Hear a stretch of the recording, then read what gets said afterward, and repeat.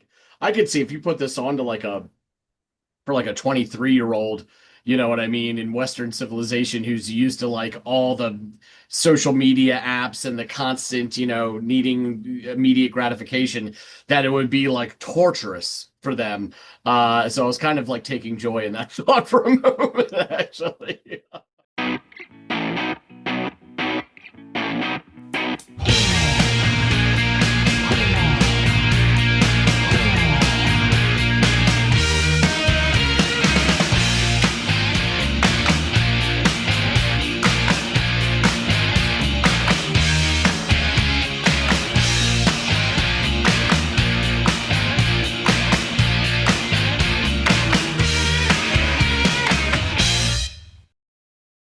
Hey, everybody out there. Welcome back to another episode of the Audiophiles. My name is Andy, and that fellow over there is John. Hello, John. And we are here to discuss some music. Specifically, it's going to be a track that John is offering me up today to go off and listen to, hopefully for my enjoyment and y'all out there in the listening audience. But to get things moving, John, what is that track? Who is that artist? We're going back to an artist we previously have visited once before, and that is Fela Kuti. The moment you said that, I looked right over your shoulder and saw Fela, and I was like, all right, I think I know where we're headed here. Yes. Okay, cool. The modern god of brevity. So Well, he's got a lot to say in all fairness, so yeah, I'll get into that in a second. So this track is called No Agreement. no agreement. Yeah. I can see how just the two-word title like that could allude to something that he would discuss in his very socially aware, politically driven kind of, style. So after what you told me and what I learned about him from the Zombies episode, I'm interested to hear what the topic du jour is in this track. So I'll go off and give it a listen then and come back and let y'all know what I think.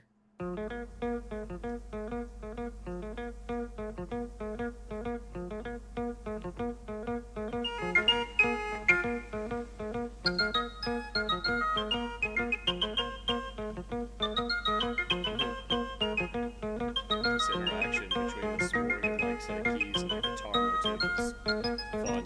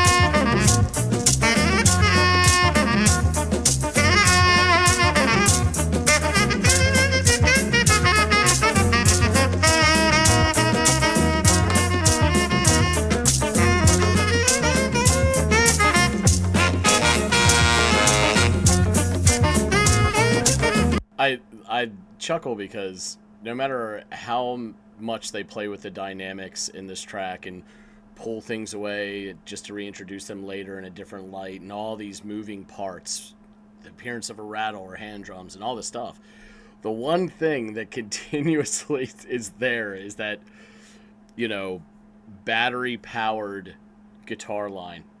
Like, it's just there all the time. You can find it. Sometimes there's more stuff to sift through, but it is really, save for like the couple times where they cut things out in this track, it's always there. And it just makes me laugh because every once in a while I'll come around, or it will catch my attention as I'm having it pulled in all these different directions. I'll just find it there, all reliable, continuing to do its thing. This is lovely music. I'm absolutely digging the sound. It really does seem like we're in full-blown instrumental mode, though, as we're reaching the 2/3 mark.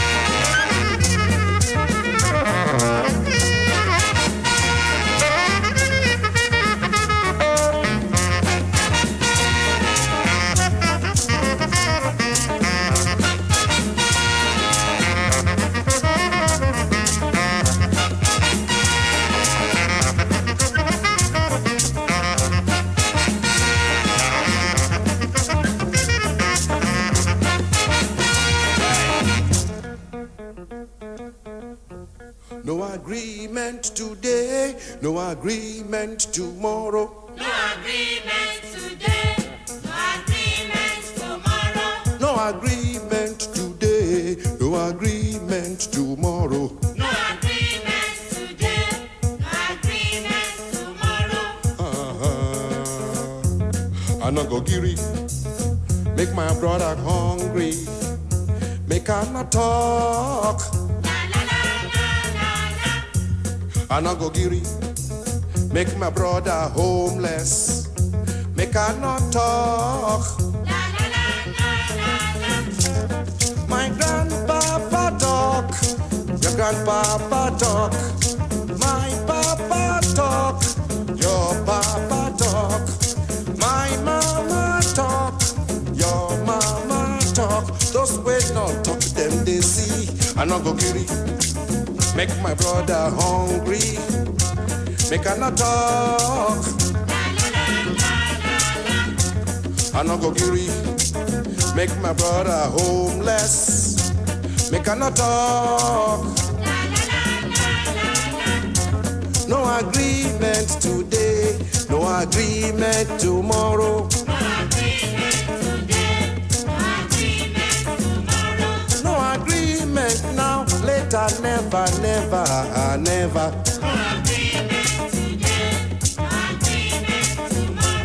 No agreement, never. No agreement, never.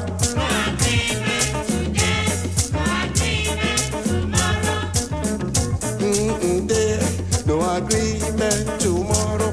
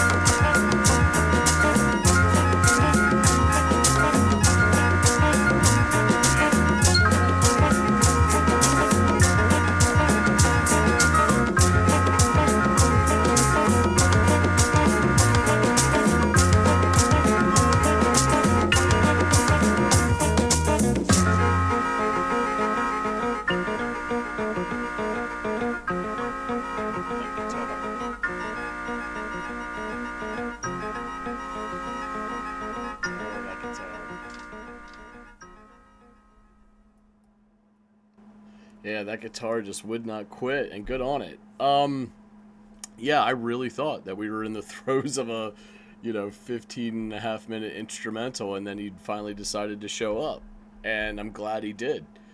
Because he sounded like he was singing some pretty important stuff there. Now, not too specific about it. I mean, I'm sure if you were in the throes of the sort of tumult around, the Nigeria and this, point in history, you'd have a pretty good understanding of what exactly this agreement was that he was alluding to. But it sounds like some sort of agreement between this regime and its people, but the people not wholly buying into it because, as he says, it would leave his brother hungry and his brother homeless. So it was an agreement that really didn't, it sounds like it didn't have the best interests of its people at heart. So, yeah, another form of protest music, which comes as no surprise to me, given, the detail that we went into in our last episode and how important he was to sort of being that counter movement to a really oppressive regime at the time. So yeah, seems like another example. Maybe not quite as on the nose as Zombie, but nonetheless, I mean, it's still, I think it's openly defiant, and good on him for being the voice for the voiceless. But I gotta say, like, yes, defiant in its lyricism and vocals, but there was something really interesting about how playful the music was, and I wonder if that was to kind of illustrate the hearts of the people he's representing, to illustrate. I don't want to read too much into this, but illustrating the sort of the loving humanity behind the people that he represents, or that resides within the people that he represents. I thought it was really interesting too how for a lot of this track there's this call and response mechanism by the instruments. Namely, I think what really stood out was the saxophone and the trumpets playing off one another, and how they carried that same methodology forward when it came to the vocal tracks on this album, and that sort of group vocals kind of calling and repeating what he was saying. I thought that was an interesting choice and a very smart one too, and it does show this kind of, or illustrates this kind of like unity between disparate parts, whether they're people or instruments or voices, which is the kind of attitude and attack that you want to underscore when you're dealing with kind of like these social and political issues. You want to underscore that there's a groundswell behind this movement, which I think he did really well. I'd be interested to learn about what exactly this agreement is, and just more about a really interesting human being from our not so distant history. So let's get back to John and chop this one up. Scorchio, he's back. So you've had to listen to No Agreement by Fela Kuti. Give us your thoughts. I will. I'll tell you, but my thought for most of this thing was, this is a great instrumental, but where's the political, where's the social upheaval in the lyrics here? But eventually it came. I should have just let it breathe. I mean, it gave me 15.5 minutes for that to happen. So should have just been more patient. So yeah, the song begins with this bouncy bit of guitar work that is soon joined by some equally jaunty organ-like key work. And by the 28-second mark, the drum beat drops and joins the musical fray, and this continues for nearly a minute before the bass finally drops in. I was listening to it, I'm like, man, this song really needs some bass. And then finally it showed up to the party, and I'm like, yes, it filled out that. It's amazing how much fuller a song can sound with just one of the missing pieces added to it. You're just like, holy shit. And that effect occurred here when the bass entered. So shortly after this, I pick up on some added percussive work being injected into the mix. It sounds like some hand percussions, hand drums. Around the 2-minute mark, the organ switches tact and begins playing these longer, more sustained notes. And I pick up on the introduction of some sort of like rattle or shaker, I think, of some sort. I'm sure it's an African instrument of some sort. I just don't know its name, but it sounds lovely. The organ then returns to its original energetic motif for a bit, and then lands back on those sustained notes, which usher in some excellent horn pops, which I was very happy to hear. And the jamming continues, and at some point, at about the 3 minute and 15 second mark, we get the horn section kind of splits and begins doing this call and response motif, which just sounds great. Yeah, I think I've said this a million times. I'm a sucker for call and response, and I really love the way that he uses it in his song, which I think inherently creates this idea or mentality of unity or rallying behind something. So to hear it done musically when you know it has a bigger picture, he's looking for a bigger picture kind of unity or groundswell behind a movement. I just think is really smart and an excellent mechanism that he uses in his music. We then get what sounds like a nice little sax lead for a bit that gives way to some faint vocals, or you can hear murmurings throughout different portions of this opening. God, I don't know what it was, like 2/3 of the track before we finally get proper lyrics introduced. But yeah, you hear a bit of that going on in the background. And then the song shifts back to focusing on the horn and sax work, the latter of which goes on another lead motif for a bit before what I believe is a countdown, because it's got that sort of 1, 2, 3, 4 effect to it, but I don't know I don't know the language that's being used in this moment. But I can hear it, and it's got that kind of cadence to it. Again, the beat returns and emerging timidly at first, and then with this sort of growing confidence comes the horns and that jaunty bit of bass work. The band continues to jam out as horn flourishes ricochet around the soundscape until the 7:48 mark, where we're treated to one blast of the horn, a slight bit of guitar noodling that cuts off abruptly, and the song falls completely silent for a few seconds. The beat and the guitar reemerge and are joined by that lovely sax work and eventually some hand drumming or auxiliary percussions and bass. And that rattle or shaker of whatever that instrument is also returns, and we're now fully back in the swing of things. And we get treated to some more killer call and response between the sax and the other horns throughout this portion of the track.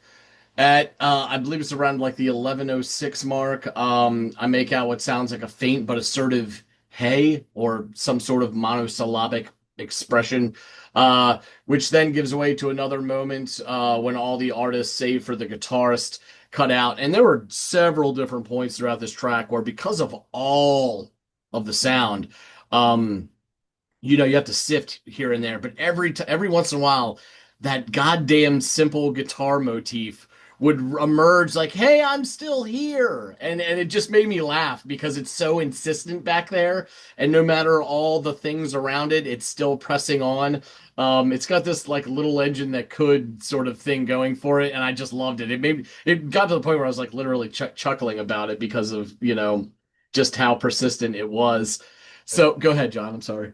Just because I'll forget otherwise. So I've been listening to a podcast, this major podcast done about Fela Kuti. It's fantastic.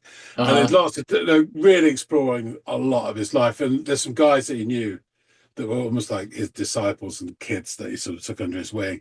And one guy taught the guitar, and in her club, he played the same riff non-stop for 1 hour. The same 6-note riff, just for 1 hour, one song. Yeah. Just the same over and over for 1 hour. And it says, yeah, and he goes, and it was my pleasure. That's great. That's great. There you go. Well, there was this was about 15 minutes of that, for sure, except for like the 1 or 2 cutouts. But there was something charming about it, if I'm being completely honest, that made me smile every time it caught my attention. So yeah, the 11:06 mark, we get that hey, the guitarist cut out, and then just when I was feeling certain that we were firmly in the realm of an instrumental track, we get some clear and discernible lyrics as Fela Kuti begins singing the titular line. And we discover that the call and response mechanism is not exclusive to the horns and sax in this track, as the opening lyrics are delivered in the same fashion, with Kuti singing, no agreement today, no agreement tomorrow. And then group vocalists singing those same lines back to him again. this is even more illustrative of the unity idea than when you hear it through the music, because then you sort of have to like, is this symbolism, or here it's just literal group of people joining in this leader figure who is making a statement in this case about some sort of agreement, the outcome of which would leave, in his estimation, his brother hungry, his brother homeless. So it sounds like this is some sort of maybe like a peace agreement or a settlement agreement of some sort, put forth by the ruling regime to its people. And it sounds like the people ain't having it because it's, disproportionately against them and not what they need or want if it's going to leave them or some of them homeless and hungry. This isn't the outcome that Kuti and his people want or deserve. So sounds like the man's taking a stand. That comes as absolutely no surprise given our conversation about, the track Zombies and the everything that was going on socially and politically in Nigeria at the time. So all of this really makes sense to me as far as, checking boxes from what we discussed last time. And as the singers repeat the refrain, the organ continues to noodle away, which then gives way to the horns and back and forth. They go sort of sharing the spotlight for the next minute or so before the song eventually winds to an end, ushered out by that same guitar motif that introduced the song and kind of acted as this constant through line during the entirety of the track. Musically, this was really outstanding with lots of movements, and goddamn was it rhythm rich. And you would come to expect that from when you're listening to Afrobeat music anyway, so I wasn't let down in the least in that regard. And as mentioned, the lyrics, which are kind of scant and fairly backloaded as far as the track goes, seem to convey some very heady and serious allusions without being, I think, too on the nose. But yeah, please tell me more about this track and perhaps the agreement that they're discussing in this track. Hey, thanks for that, Andy. Yeah, so my intention is we've already had an episode we've discussed Fela Kuti Zombie. I'll put a link in below, so you can go back and check that out, and there's a bit more detail of overall, as much as I could, picture of his career.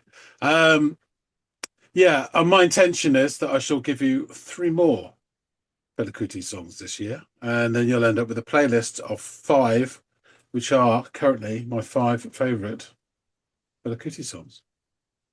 But I won't tell you which order.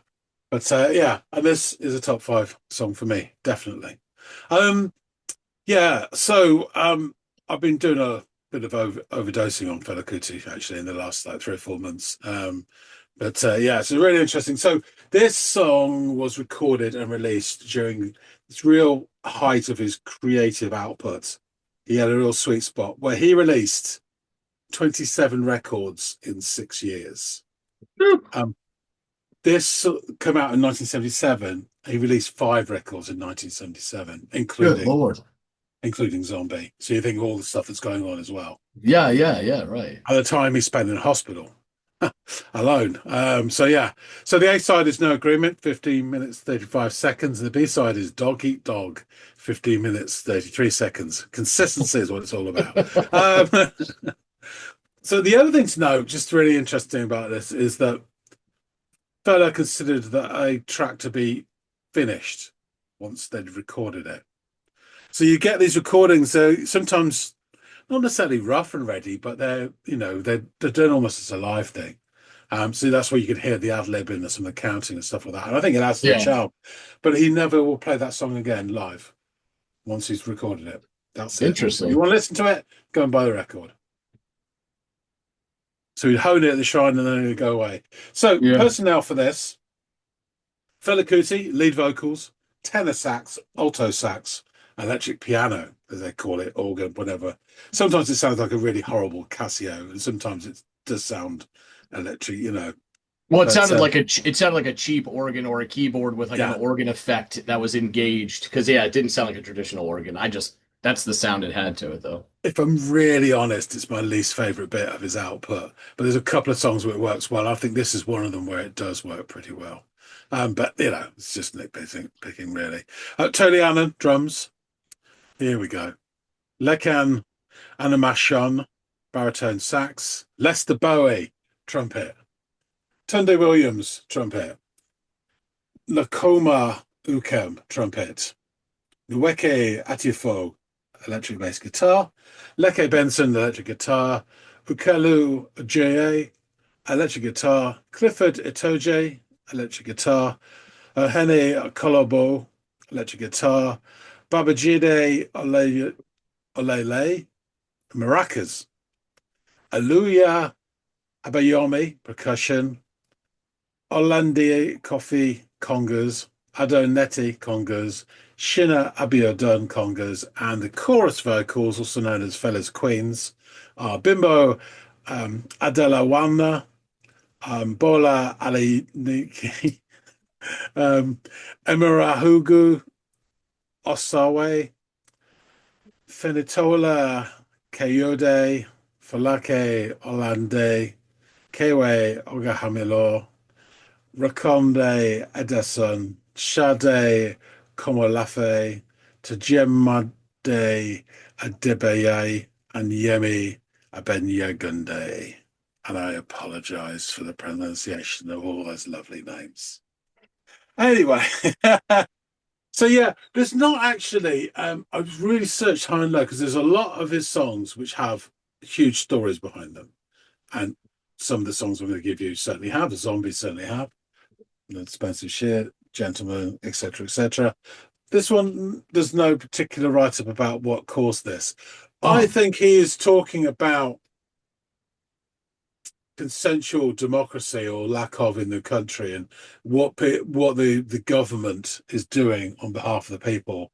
There's no agreement to it from the people that they are, ruling over with their, the junta, their militaristic government, which has not been, there's no democracy there or anything. So, all the things that are going on, his brother going homeless, and I didn't agree to any of this. And as long as you continue, there's no agreement today, no agreement tomorrow. We're not buying into this shit. That's what I believe. Yeah, that makes sense. But I think this is a more generalized. The reason I picked this is because it's so goddamn funky. I mean, it's got real like James Brown going through it. It really has. Yeah. And some of the elements are just superb. So the write-up, and there's a little interesting thing I want to quote to you, but all music. Right. No agreement follows the Afrobeat template to a masterful level. Amazingly catchy guitar lines that replicate a bass guitar in their construction. A second guitar to add some JB funk power. Driving horn section proclamations. Intricate saxophone, trumpet and organ improv solos. And then Fela Anaki Kolopo Kuti's wit and message for the people. The solos are magically inspired and the rhythm section rolls with the power of a steamroller. Yeah, no kidding. And The Guardian, which I think actually someone commented on our last Fela episode, in one of the comments says, no agreement. The Guardian wrote, no agreement. They did an article, saying the top 10 Fela Kuti songs. And they put, no agreement. It's not only Fela Kuti's best track, but one of the greatest pieces of dance music ever recorded. It is a masterclass in composition built from the most basic of building blocks. It's a loose-limbed funk banger, but also feels analogous to a techno track in terms of slow building, receding, then slowly building once more. The pared down rhythmic and melodic lines slowly click over a quarter of an hour, like cog teeth biting together in some gloriously complex clockwork machine. The muscularity of the groove only properly asserts itself at brief moments during the track, as befits musicians who truly understand the concept of delayed gratification.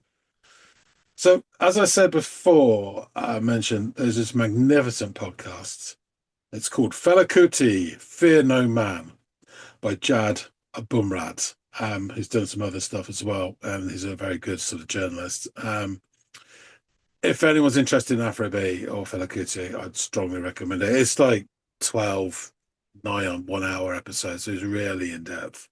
It goes into all aspects of the Fela Kuti legend, starting by his beginnings, his family. There's a whole episode just on his mother and how his mother caused an uprising in Nigeria when he was still like a little infant. His political awakening in America with the Black Panthers and his then return, his setup, continual resistance, all the shit that befell him, how he treated women. So, his family and the effects on his family as well. So it's really, really interesting. It's not all just hero worship either. But and his fights against the military states in Nigeria. So it's really, I really cannot recommend it highly enough. One episode, they talk to some people. They go to Lagos and actually talk to some people who were there at the time and who were friends. So some of these ex-wives, when he married 26 women in one go, a couple of them are there. Some people who played with him and etc. And they describe his club, which is called The Shrine, and it's in the heart of Lagos. So it was the only place in the capital where people could smoke weed openly. If you got caught with a single joint on the streets, 10-year prison sentence. But people would smoke up a doobie in the shrine and no one would touch them. So the narrator describes this heady atmosphere in the club. They actually, when they were there, they sort of imagined the humidity of a Lagos evening air and all the smoke as well. And then the performance of Fela and his band. Apparently his ritual leaders who get sort of this sort of special gel stuff and rub it all over him, which had weed in it as well, and all sorts of stuff. But it's a really interesting passage in the podcast where he talks about time perception and the nature of the music. So I'm quoting here, I had to transcribe all this myself. Music is all about structure, right? Structuring a relationship between notes and chords and melodies. But here you have a structure on an entirely different level, almost like a phenomenological structure. For the first 15 minutes, it's just loops. So he's not talking about this particular song. He's just talking about a performance. I think it might be a song called Confusion, but it might not be. But anyway, I can tell you, ostinato is going round and round. The power of the musical ostinato. Ostinato in Italian, by the way, means basically stubborn. The loops stubbornly repeat. At first, it's not so bad. It's kind of grounding, actually. But then the natural response is to then want some change. Like, can we go to the next section, please? Please? Please? No? This is what the Buddhists call our monkey mind. Our monkey mind wants distraction. It wants anything to keep us from having to live with our own thoughts. But the music doesn't give you that. It doesn't change.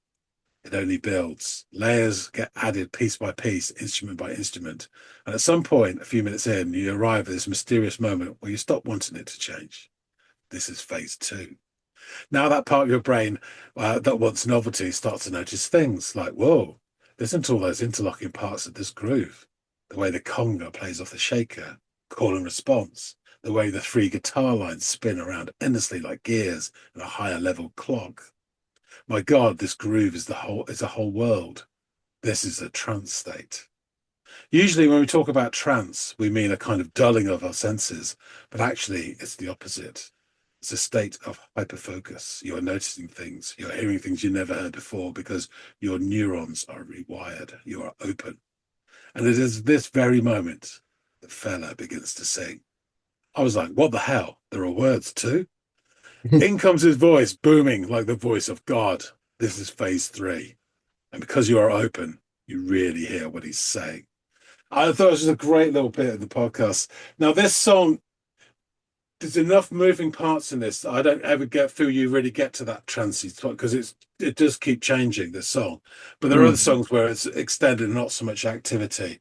And I totally get it. It's almost like you mentioned the Buddhist then. It's almost this meditation state where you're clearing your mind so then you're able to focus on whatever the message is, something like Zombie or whatever is really important, as some of his other songs. So I thought it was really interesting how they approach and the reason for this. And you imagine in this heady club, all this smoke and this sort of really humid air and everything, it almost becomes this sort of ritual thing, like you see like Haiti and the voodoo and stuff like that. This cod, voodoo things you see, but it's getting that way, isn't it? It's very interesting. Yes.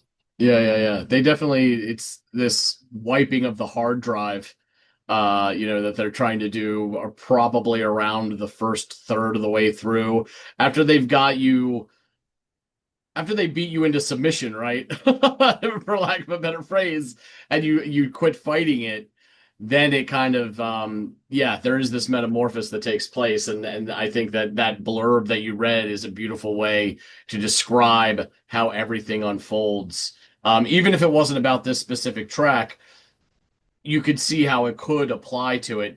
I do agree with you though, and maybe it's because we've listened to enough stuff like this in our day, but like I could see if you put this on to like a 23-year-old, you know what I mean, in Western civilization who's used to like all the social media apps and the constant, needing immediate gratification, that it would be like torturous for them. So I was kind of like taking joy in that thought for a moment, actually. I think I told you this. I think it was off camera that I played some Fela Kuti to someone at work, this 26-year-old, and she was squirming in her seat after a minute, going, Yeah. "When's the song going to begin?" This has begun. And Yeah. Where's the it poppy really hook gonna that's be? going to bore its way into my head and be the only thing that I remember? Honestly, she started sort of shuffling in a chair and got really uncomfortable. Yeah, Just yeah. could not switch off her monkey brain, as I now know. But Yes. yeah. Anyway, getting That's to the so words, so very, very simple. So intro, instrumental. I've got my notes. There are some ad libs, and he definitely says at one point 1, 2, 3, 4. But then he starts singing, "No agreement today, no agreement tomorrow." And the chorus, the ladies, "No agreement today, no agreement tomorrow, no agreement today, no agreement tomorrow, no agreement today, no agreement tomorrow." Aha. I know, go agree, make my brother hungry. Make I know talk, la la la la la la. I know agree, make my brother jobless. Make I know talk, la la la la la la. I know no go agree, make my brother homeless. Make I know talk, la la la la la la. My grandpapa talk, your grandpapa talk. My papa talk, your papa talk. My mama talk, your mama talk. Those way no talk, them they see. I know go agree, make my brother hungry. Make I know talk, la la la la. I know go agree, make my brother homeless. Make I know talk, la la la la. No agreement today, no agreement tomorrow. And it just keeps going. The electric guitar, piano comes back in for a little bit. Again, it's just then the chorus now keep going, no agreement today, no agreement tomorrow. 8 more times. Then the brass section comes back in, they jam a little bit more, and then the outro and that. So yeah, my thoughts on this, well, I really like it. You pointed out already, but that sort of 10-note guitar phrase doesn't change throughout the whole thing. It's like scaffolding. It's a railway track that's sloping the world twice over. And it just keeps going. And it's a constant niggling reminder that makes your feet shuffle and your hips wiggle. It is like that person tugging on, little toddler tugging on your sleeve, going, "Still here." It's also a lovely reminder that this song started from nothing, then something, and then became all these other things. And it's the first something that you hear, in the whole song. So when you hear it at 12 minutes 32 seconds, you're like, there's that something that's still back there. It's still there. So after the electric piano and its maracas introduce themselves, in comes the brass, the horn section. Fela does this in other songs. I think there's two that he does it the best. There's this one and another one, where you have this alternation between alto and tenor sax. They're almost like different voices. But for me, in this song in particular, I think that there's another solo, which is the trumpet solo, and I think it really shines for me. So I love the bit where it drops out the very first time, the drums come back in. It's about the 5:30 mark. And then you get this fantastic trumpet. And it's almost like it's this god of mischief, because it rasps and it almost laughs. There's its introduction before going off on this. And I love the saxophones, I really do. But I think in this one, this trumpet in this, just the contrast, it just sounds so pure. It really good. But then you get this riffing solo in the back horn section. It just reminds me of I can always picture it. I like to picture instruments as visual people. And it's like one of these old school, like the Four Tops or whatever. It's an old soul 4-man singing group. And trumpet man's Levi Stubbs at the front singing, and the others are just the backing guys. They're all in suits and they're all swinging very simple. And they're just doing that, and it just feels like that. It's funny that you're illustrating what sounds like kind of like a Motown aesthetic to Yeah, the like, but when I was listening to it, I know it's not Zydeco, but I was getting so much New Orleans out of the trumpet play with each other and the yeah, call and response. It reminded me of that type of horn work that you would hear in New Orleans, and it just which is again underscores the interesting transactional and geographical history of Africa and the American South, and I think this is a perfect example of that. Actually, it's awesome. yeah, definitely. So it kind of gets madder and madder, and then stops, and then we're back into it again. And I think even the sort of like the extended sax solos are even more sort of like off kilter. But you've got this tethered to the earth that ba ba da ba da da just keeps going again and Yeah. again. Well, they can do whatever they want over the top of it. And then at the 11-minute mark, Fela comes in singing. Just I'll finish on this, so I won't labor the point. But in an interview in 1988, Fela said that he describes his musical form as a vehicle designed to move people step by step by step so they can hear what he has to say, which is kind of going back to what the other guy said. And the interviewer says, "Is your music kind of a tool?" And Fela says, "It's a weapon. It's a weapon to say, so I can talk when I have a chance to. I consider music to be effective, like a weapon to inform people. My music is like an attraction to inform people. It is the information side of the music that is important." So yeah, he's a really interesting guy. And this may be not one of his most significant social comments, but it's just a hell of a humdinger of a sort of funky track. So that's why I gave it to you. Trust me, there will be some more which have a bit more of a backstory, and we shall pick those up shortly. Excellent. Well, I look forward to it. Yeah, it was interesting to hear political social movement music that was still so playful. You know what I mean? Because you don't normally equate those two things. You think there's this sort of like austere seriousness to, whatever the issue is at hand, but leave it to African culture to be able to integrate this sense of smiling community even in its darkest times, or discussing or underscoring its darkest, chapters in history or whatever the case may be. In this case, the sort of unrest in Nigeria, but it still makes you smile and enjoy life.